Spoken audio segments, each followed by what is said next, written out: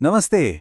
कभी सोचा है कि वो कौन सी एक अदृश्य शक्ति है जो सुबह हमारे अलार्म से लेके रात में जलने वाले बल्ब तक मतलब हर चीज को चलाती है। असल में ये हमारे चारों ओर है और आज हम इसी जादुई शक्ति को समझने वाले हैं, यानी कि ऊर्जा को। चलिए शुरू करते हैं।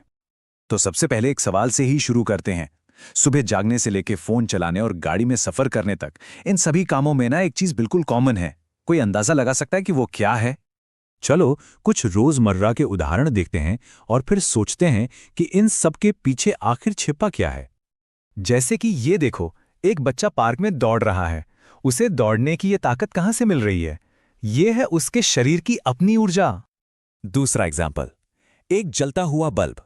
ये रोशनी कहाँ से आ रही है? इसे चलाने के लिए एक अलग ही तरह की ऊर्जा चाहिए, यानी बिजली। और तीसरा, एक चलती हुई कार। इसका इंजन भी एक खास तरह की ऊर्जा का इस्तेमाल कर रहा है ताकि हम एक जगह से दूसरी जगह जा सकें। तो उस दौड़ते बच्चे में, जलते बल्ब में और चलती कार में क्या समानता थी? जवाब है ऊर्जा। आसान भाषा में कहें तो ऊर्जा कुछ भी करने की शक्ति है। यही वो ताकत है जो हर हरकत और हर बदलाव के पीछे होती है। और ये सिर्फ कोई किताबी बात नहीं है। ऊर्जा हमारे जिंदा रहने के लिए जरूरी है।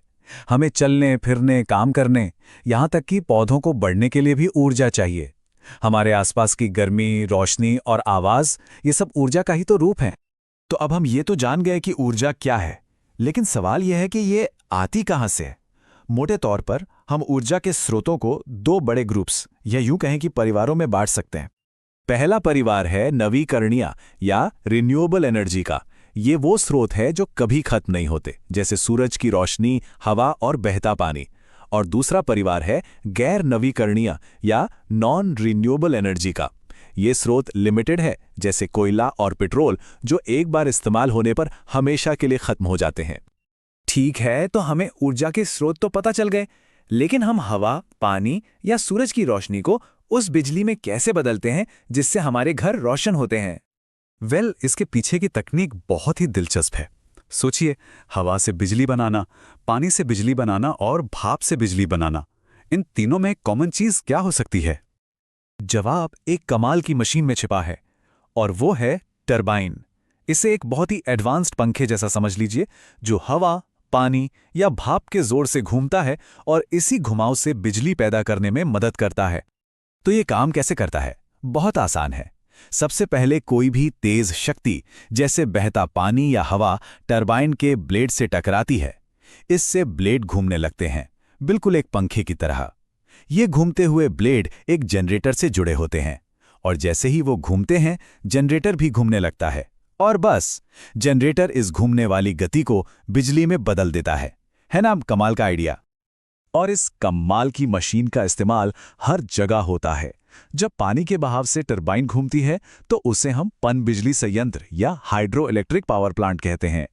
जब हवा से घूमती है तो उसे विंड फार्म में देखा जा सकता है। और जब कोयला जलाकर बनी भाप से टरबाइन घूमती है तो उसे थर्मल पावर स्टेशन कहते हैं। चलिए अब प्रकृति के अपने पावर प्लांट्स, यानी जो हमारे मुख्य रिन्यूएबल एनर्जी सोर्स हैं, उन पर जरा करीब से नजर डालते हैं। और शुरुआत करते हैं सबसे बड़े पावर प्लांट से, हमारा सूरज। पृथ्वी पर मौजूद लगभग हर तरह की ऊर्जा की जड़ कहीं ना कहीं यहीं से जुड़ी है। तो सोलर पैनल इस शक्ति का इस्तेमाल कैसे करते हैं? यहां प्रक्रिया थोड़ी अलग है। जब सूरज की रोशनी पैनल पर पड़ती है तो इसके अंदर मौजूद खास सोलर सेल उस रोशनी को सोख लेते हैं। फिर जादू की तरह वो सेल इस रोशनी को सीधे बिजली में बदल देते हैं। इसमें एक टरबाइन की तरह कोई घूमने वाला हिस्सा नहीं होता, ये डायरेक्ट कन्वर्जन है। अब सूरज के बाद आते हैं एक और शक्तिशाली नवीकरणीय स्रोत पर।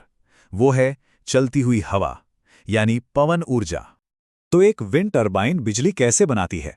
इसका सिद्धांत तो हम पहले ही समझ चुके हैं।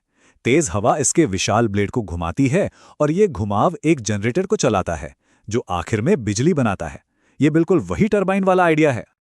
और हमारा तीसरा प्रमुख नवीकरणीय स्रोत है बहते पानी की जबरदस्त शक्ति, जिसे जल ऊर्जा या हाइड्रो एनर्जी कहते हैं। यहां भी हमारा हीरो टरबाइन ही है।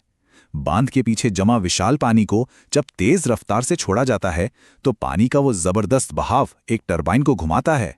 और आप जानते हैं आगे क्या होता है?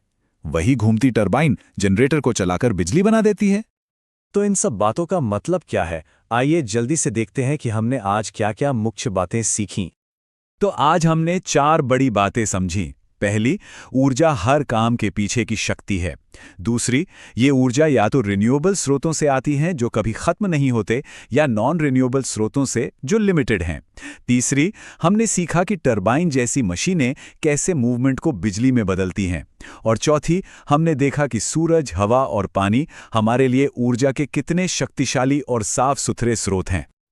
तो अंत में एक सवाल सबके लिए, कल की हमारी दुनिया को कौन सी ऊर्जा शक्ति देगी? हमारे पास कई विकल्प हैं और चुनाव हमारा है।